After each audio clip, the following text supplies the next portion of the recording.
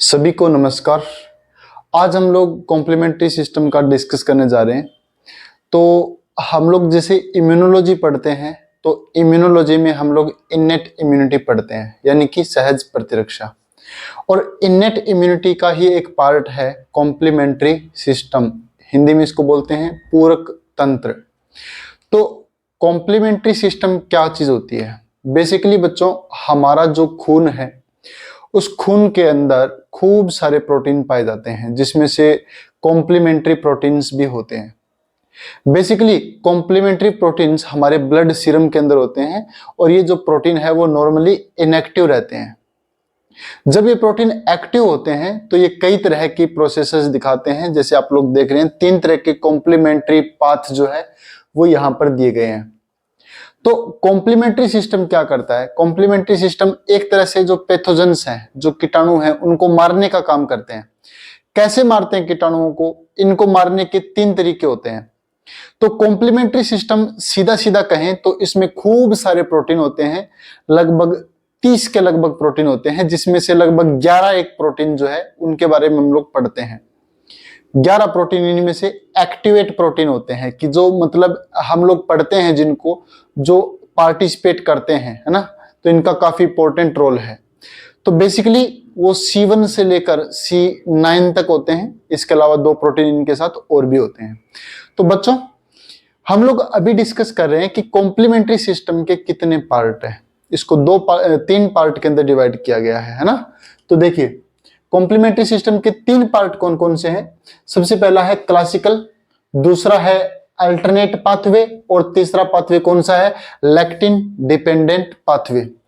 Then सबसे पहले बच्चों हम लोग बात करते हैं कि क्लासिकल पाथवे क्या चीज है। जैसे मान लीजिए कि आपकी बॉडी में कोई बाहर से बैक्टीरिया एंटर करता है।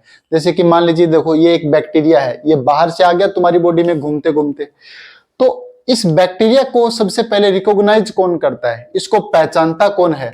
तो यहां पे हम देख रहे हैं कि बैक्टीरिया की सरफेस के ऊपर यहां पर एंटीबॉडीज जुड़ी हुई है। तो इन एंटीबॉडीज का क्या नाम है? इन एंटीबॉडीज का नाम है, जैसे यहाँ पे बेसिकली या तो IgM जुड़ती है या जुड़ती है IgG। ये 2 तरह की एंटीबॉडीज है, वो इनके ऊपर जुड़ती है। देन तो सबसे पहला स्टेप क्या है? तो हम लोग सबसे पहले स्टेप में कॉम्प्लीमेंट्री सिस्टम का जो क्लासिकल पाथवे जो है, हम क्लासिकल पाथवे का डिस्कस कर रहे हैं। क्लासिकल पाथवे, तो बच्चों क्लासिकल पाथवे के अंदर क्या चीज होती है? क्लासिकल पाथवे में सबसे पहले बैक्टीरिया होता है। ये बैक्टीरिया देखो बाहर से घूमता घूमता घूमता घूमता पता नहीं कैसे आपकी बॉडी में पहुंच गया। जैसे ही आपकी बॉडी में पहुंचा तो इसको सबसे पहले बैक्टीरिया का जो एंटीजेनिक पार्ट है उसको सबसे पहले कौन रिकॉग्नाइज करेगा? IgM, और IgG जो है वो इसके साथ में जुड़ जाएगी। जैसे ही ये दोनों एंटीबॉडीज इसकी सरफेस के ऊपर जुड़ती है तो इन एंटीबॉडीज के साथ एक प्रोटीन आके जुड़ जाता है, जिसको हम लोग C1QRS प्रोटीन बोलते हैं। ये C1QRS प्रोटीन करता क्या है? अब ये यहां पर देखो, सबसे पहले C2 प्रोटीन जो होता है, अब हमने बात किया था कि भाई कॉम्प्लीमेंट्री सिस्टम में C1, C2, C3, C4, C5, C6, C7, C8, C9, यहां तक तो हम लोग यहाँ पे यूज में लेंगे, है ना। तो यहां पर देखो ये C2 प्रोटीन है, यहाँ पे ये कॉम्प्लीमेंट्री प्रोटीन सेकंड है। तो C2 प्रोटीन क्या करता है? इस प्रेजेंस में, इसकी प्रेजेंस में ये टूटता है और टूटकर क्या बनाता है? C2A और C2B बनाता है। जबकि आप C4 प्रोटीन को देख सकते हैं, ये C4 प्रोटीन है, ये क्या करता है? ये भी इसकी प्रेजेंस में टूटता है और टूटकर C4A और C4B ये दोनों बनाते हैं। अब हुआ क्या? अब देखिए, अब यहां पर C4B और C2A ये दोनों क्या करेंगे? एक साथ जुड़ जाएंगे, ये पास पास में आ जाएंगे, ये दोस्त बन जाएंगे और दोनों एक साथ जुड़ेंगे। तो ये यहां पर अब किसको कन्वर्ट करेंगे? ये C3 को कन्वर्ट करने वाला कॉम्प्लेक्स है। देन ये यहां पर एक कॉम्प्लेक्स बन गया और ये कॉम्प्लेक्स जो है वो किसको कन्वर्ट कर रहा है बताओ? C3 को कन्वर्ट करेगा, है ना। C3 को किस में कन्वर्ट करेगा? देखो सबसे पहले यहां पर C3 है, अब ये C3 आएगा, ये इस कॉम्प्लेक्स जो है वो इसको C3 को किस में कन्वर्ट कर देगा? C3A और C3B के अंदर इसको कन्वर्ट कर देगा। देखो मैंने 2 यहां पर ऐसे लिख दिए। देखो आप ये मानो बस कि C3 जो है वो इसकी प्रेजेंस में क्या बनाता है, C3A बना लेता है और इसके साथ में C3B बना लेता है ना। अब यहां पे खूब सारा C3A बनता है, खूब सारा यहां पर C3B बनता है। देखो यहां पर C3B खूब सारा C3B है वो बन जाता है। अब आप लोग इतना तो पढ़ते ही हो कम से कम, जो C3B है वो काम क्या करता है यहाँ पे। C3B जैसे मान लो कि जो पैथोजन है, ये मान लीजिए पैथोजन है, तो C3B क्या करता है, उसकी सरफेस पर आ जाता है। देखो ये C3B है बच्चों, और ये C3B क्या कर रहा है, इसको कोट कर लेता है, इसको कवर बना लेता है इसके चारों तरफ। किसके चारों तरफ कवर बना लेता है, बैक्टीरिया के। तो ये यहां पर बैक्टीरिया है, और बैक्टीरिया को C3B जो है वो क्या कर लेता है, चारों तरफ से इस तरह से घेर लेता है। और इस बैक्टीरिया को कौन रिकॉग्नाइज करता है फिर, इसको फेगोसाइटिक सेल जो है, फेगोसाइटिक सेल, जैसे कि मैं यहां पर बात करूं न्यूट्रोफिल जो है वो इसको रिकॉग्नाइज कर लेती है, और इसका ऑप्सोनाइजेशन हो जाता है। तो बच्चों ऑप्सोनाइजेशन करने के लिए यहां पे कौन काम कर रहा है, तो हम कहेंगे ऑप्सोनाइजेशन करने के लिए यहां पर C3B काम कर रहा है। इसलिए C3B जो है वो हमारे लिए क्या हुआ, काफी इंपॉर्टेंट हुआ। अब आपसे कोई पूछे कि ऑप्सोनाइजेशन क्या है, ये तो आपने पढ़ा ही है ना। ऑप्सोनाइजेशन का मतलब क्या होता है कि जैसे मान लो कि ये बैक्टीरिया है, इस बैक्टीरिया के सरफेस के ऊपर ऑप्सिनिन जुड़ गया। C3B जो है वो ऑप्सिनिन का पार्ट है, हालांकि IgG भी इसके साथ काम करता है, लेकिन हम बेसिकली बात करेंगे C3B की। C3B जो है यहाँ पर इस कॉम्प्लीमेंट्री सिस्टम में वो यहाँ पर ऑप्सोनिन का कार्य करता है, और ऑप्सोनिन जो है वो आगे चलकर फेगोसाइटोसिस को बढ़ाता है ना। तो ये इसकी सरफेस पे जुड़ गया, इसलिए इससे जो कोटेड है, यानी जो बैक्टीरिया जिसकी सरफेस के ऊपर कौन कवर कर रहा है, जिसकी सरफेस को C3B कवर कर रहा है, उसको जो फेगोसाइटिक सेल जो है वो बहुत अच्छे से दूर से पहचान जाती है ना। आगे देखिए अब क्या होता है। अब ये जो ऊपर वाला कॉम्प्लेक्स था जिसने C3 को कन्वर्ट किया था, आपको याद है क्या, ये जो कॉम्प्लेक्स है ये क्या करता है, C3B के साथ जुड़ता है। यहाँ पे C3B तो खूब सारा है, इस C3B के साथ ये जुड़ गया, और C3B के साथ जुड़कर देखो ये C4B2A जो है ये यहाँ पर आगे चल के C3B के साथ जुड़ गया। तो यहाँ पर देखो यहाँ पे आपको यहाँ पे 2B करना है ना, C3B है ना, 3B करना है यहाँ पे, तो ये यहाँ पर 3B इस तरह से। ओके देन अब देखो, अब ये बिल्कुल सही हो गया।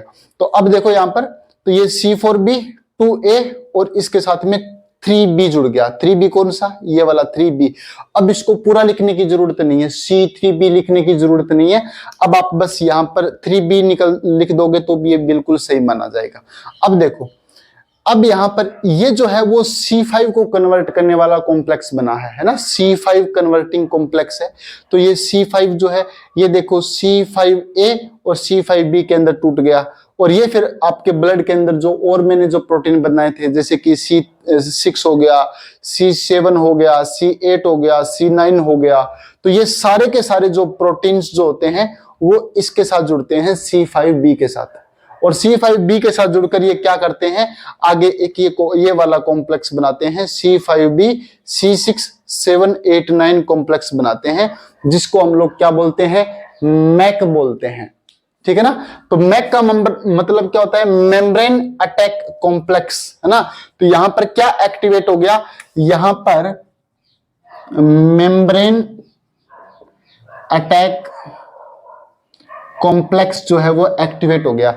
इसका मतलब क्या है कि ये जो कॉम्प्लेक्स है ये बैक्टीरिया की सरफेस पे, जैसे देखो ये बैक्टीरिया है मान लीजिए, इस बैक्टीरिया की सरफेस पर ये जो कॉम्प्लेक्स है वो क्या कर देता है, छोटे छोटे पोर क्रिएट कर देता है, जिसके कारण जो सेल है उसका ओस्मोटिक लाइसिस हो जाता है, यानी कि इसके अंदर खूब सारा जो पानी है वो इस पोर के थ्रू अंदर जाएगा, और ये जो बैक्टीरिया है ये फूल कर फट जाएगा। बात को समझ गए।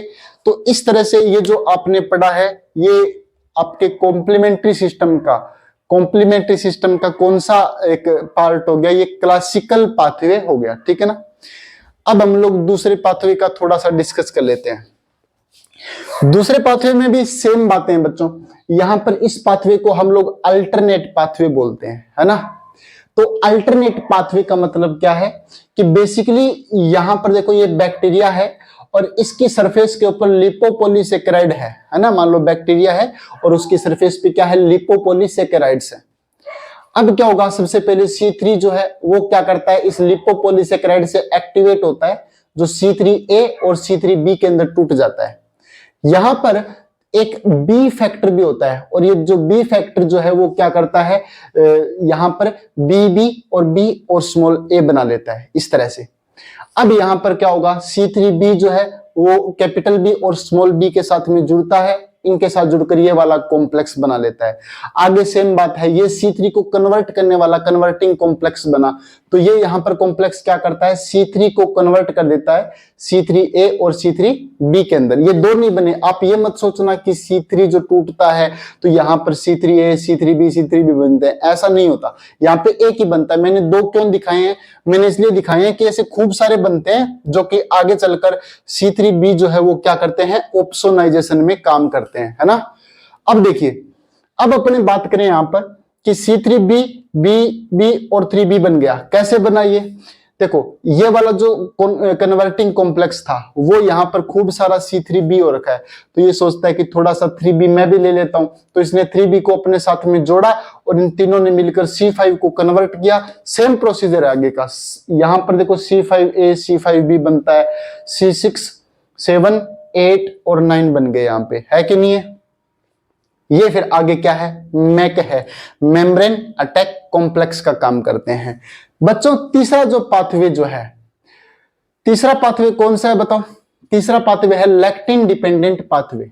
सेम है, लैक्टिन डिपेंडेंट पाथवे जो है वो किसके सेम है बताओ, वो बिल्कुल क्लासिकल पाथवे जो है इसके सेम है। देखो ये सारी चीज यहां पर सेम है, लेकिन इसको शुरुआत करने का जो तरीका है वो थोड़ा सा अलग है। कैसे अलग है, सबसे पहले देखो ये बैक्टीरिया मान लो, और बैक्टीरिया के ऊपर क्या है, मेनोज शुगर है। बात को समझ गए, इसके ऊपर बैक्टीरिया के ऊपर क्या है, मेनोज शुगर है। तो मेनोज शुगर को सबसे पहले मेनोज बाइंडिंग प्रोटीन जो है वो क्या करता है, इसको इसके साथ में क्या करता है, जुड़ता है ये आके। बात को समझे कि नहीं समझे। देखो यहां पर सबसे बड़ी बात क्या है कि मेनोज बाइंडिंग प्रोटीन है ना, ये किसी के साथ एसोसिएटेड है। देखो इसकी शादी हो चुकी है, किसके साथ में, MASP के साथ में इसकी शादी हो रखी है।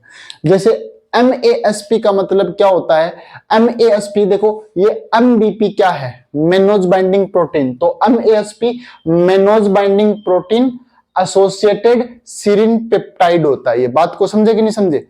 तो ये क्या करता है, ये दोनों जो ये जो पूरा का पूरा जो दोनों को मिलके जो कॉम्प्लेक्स बना है, ये कॉम्प्लेक्स आके किसको रिकॉग्नाइज करता है, ये करता है मेनोज को। तो एक्चुअली इस कॉम्प्लेक्स का मेनोज बाइंडिंग प्रोटीन जो है वो इसके साथ में जुड़ जाता है, ठीक है ना, मेनोज के साथ में। बैक्टीरिया की सरफेस के ऊपर जो मेनोज शुगर है उसके साथ में जाके जुड़ जाता है। इसके बाद में सेम कॉम्प्लेक्स जो है, जो आपने इधर समझा है, सेम यहां पर क्या होगा, फॉलो होगा। तो सेम अपने को फॉलो करना है, तो बस सेम तरीका है बच्चों। तो यहां पे आप लोग देख रहे हैं कि जब भी ये हो रहा है, देखो दूसरे वाले में भी यही हुआ सेम। दूसरे वाले में देखो ये जो C3B बन रहा है ना, ये C3B इसी तरह से ऑप्सोनाइजेशन करवा रहा है। तीसरे वाले में भी ये C3B बना है, ये क्या करवा रहा है बताओ, ऑप्सोनाइजेशन करवा रहा है। इन तीनों में जो मैक बने हैं वो क्या करवा रहे हैं बताओ, मैक बने हैं वो यहाँ पे सेल लाइसिस करवा रहे हैं। तो मैं यदि मोटे मोटे तौर पे इस कॉम्प्लीमेंट्री सिस्टम का निष्कर्ष निकालूं, रिजल्ट निकालूं कि भाई ये काम क्या करता है, तो इसके 3 काम हुए। सबसे पहला बताओ, आप बताएंगे मुझे सबसे पहला काम कौन सा है, ऑप्सोनाइजेशन। ऑप्सोनाइजेशन मतलब एक तरह से फैगोसाइटोसिस को बढ़ाना, फैगोसाइटोसिस को क्या करना, इंड्यूस करना। यानी कि हमारे कॉम्प्लीमेंट्री सिस्टम में C3B नाम का प्रोटीन बनता है जो फैगोसाइटोसिस को क्या कर देता है, इंड्यूस कर देता है, बढ़ा देता है। दूसरा कॉम्प्लीमेंट्री सिस्टम का काम क्या हुआ, दूसरा काम आप यहां पर देख रहे हैं मैक वाला काम है ना, तो MAC, मैक का मतलब ये यहां पर एक तरह से सेल लाइसिस होता है। सेल लाइसिस का मतलब क्या हुआ कि मेम्ब्रेन अटैक कॉम्प्लेक्स बनता है आपके कॉम्प्लीमेंट्री सिस्टम में, और मेम्ब्रेन अटैक कॉम्प्लेक्स क्या करता है, मेम्ब्रेन के ऊपर अटैक करता है। जो अपने जो बाहर के जो पैथोजन है जैसे कि बैक्टीरिया है, उसकी मेम्ब्रेन के ऊपर छोटे छोटे ये पोर क्रिएट कर देता है। चलो एक तीसरा काम कोई और बता सकता है क्या? बताओ मुझे, किसी को पता है क्या कि यहां पर एक काम और क्या हुआ है ना, जिसके ऊपर हम लोगों का ध्यान नहीं गया? बताओ मुझे, कोई बता सकता है? चलो, यहां पे जो तीसरा काम हुआ वो ये हुआ, देखो यहां पर क्या क्या बन रहा है बताओ। यहां पर आपने सोचा कि सर C4 भी काम में आ रहा है ना, तो ये C2A ये भी काम में आ रहा है, इनका क्या काम है ना? C4A का क्या काम है, C3A का क्या काम है, C5A का क्या काम है? तो बच्चों यहां पर नंबर 3 पे मैं कहूं तो इंपॉर्टेंट बात ये होती है नंबर 3 वाली, कि यहां पर C4A बनता है, C4B बनता है, नहीं C5A है ना, C5A बनता है और C3A बनता है। ये 3 तरह के यहां पर छोटे छोटे फ्रेगमेंट बनते हैं कि नहीं बनते हैं? तो इनका काम क्या होता है? इनका काम होता है इन्फ्लामेशन। तो ये इन्फ्लामेशन को क्या करते हैं? क्रिएट करते हैं ना, ये यहां पे इन्फ्लामेशन करवाएंगे। तो इस तरह से जो हमारा कॉम्प्लीमेंट्री सिस्टम है, इस कॉम्प्लीमेंट्री सिस्टम का क्या फंक्शन रहा मुझे बताओ। यदि आप ये पूरा याद नहीं रख सकते तो रखना किसको है, ये याद किसको रखना है ना? तो आप यहां पे बस 3 बातों का ध्यान रखना। वो बात है ये कि कॉम्प्लीमेंट्री सिस्टम 3 तरीके का हो सकता है। कॉम्प्लीमेंट्री सिस्टम में क्लासिकल वाला है और लेक्टिन डिपेंडेंट वाला है, वो लगभग सेम से होते हैं। बस यहाँ पे इसको शुरुआत कर देना, बाकी तो उसकी तरह ही हो जाएगा। तीसरी इंपॉर्टेंट बात है कि ये फंक्शन क्या कर रहे हैं, तो भाई इस फंक्शन में सबसे पहले ये ऑप्सोनाइजेशन को बढ़ावा दे रहे हैं। ऑप्सोनाइजेशन को कौन बढ़ावा देता है? ऑप्सोनिन देता है। ऑप्सोनिन में कौन आता है? ऑप्सोनिन के अंदर आता है भाई ये रहा, देखो C3B आता है। तो इसके लिए कौन काम करेगा बताओ मुझे? इसके लिए काम करेगा C3B। ओके, दूसरी इंपॉर्टेंट बात, मैक जो है उसको कौन स्टिमुलेट करता है? मैक का मतलब सेल को लाइसिस करवा देना, सेल के ऊपर छोटे छोटे पोर क्रिएट कर देना। तो भाई इसको कौन स्टिमुलेट करवाता है? तो मैक को स्टिमुलेट करवाने वाला C5B है ना, यहां पर है C5B और C6, 7, 8, 9 ये वाला जो कॉम्प्लेक्स बना है ये मैक वाला काम करवाता है। तीसरी इंपॉर्टेंट बात, C4A, C5A और C3A है ना, यानी मोटे मोटे तौर पे इनको सीरीज से याद कर लो, ऐसे नहीं रहे। तो देखो C3A, C4A और C5A ये तीनों क्या काम करते हैं? ये तीनों काम करते हैं इन्फ्लामेशन का। तो एक ये इंपॉर्टेंट चीज हो गई यहाँ पे, एक ये इंपॉर्टेंट चीज हो गई और एक क्या हो गई? ये तीनों है कि नहीं, ये छोटे छोटे ये फ्रेगमेंट बनते हैं। तो बस इस तरह से हमारा कॉम्प्लीमेंट्री सिस्टम है वो काम करता है। बात को समझ गए? चलिए बाय।